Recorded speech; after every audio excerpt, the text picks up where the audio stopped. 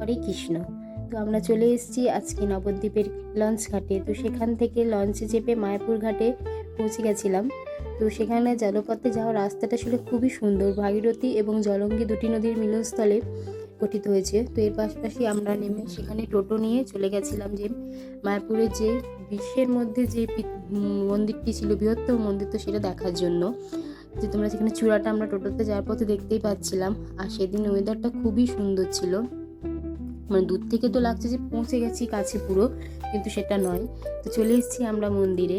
আর এখানে যে নতুন যে চন্দ্রোদয় মন্দিরটা তৈরি হচ্ছে, তো সেটা এখনও মানে কাজও শেষ হয়নি, মোটামুটি মানে এমন হচ্ছে তো 1-2 বছর লাগবে। তো এর পাশাপাশি চারিপাশে মন্দির যেগুলো ছিল সেগুলো সব ঘুরে নিয়েছিলাম।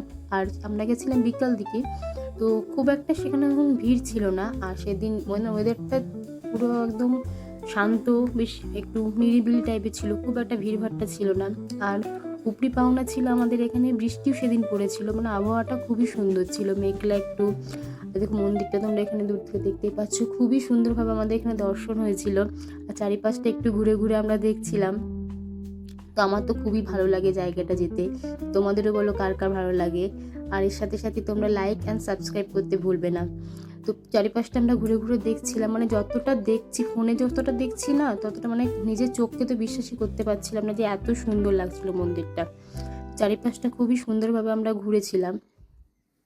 তো এখানে দেখো সমাধি মন্দিরও সেখানে ছিল, তো সবটাই ঘুরেছিলাম। তো এর পাশাপাশি দেখছিলাম রাধা মাধবের এখানে ভোগ বিতরণ করা হচ্ছিল ফ্রিতে, প্রসাদ।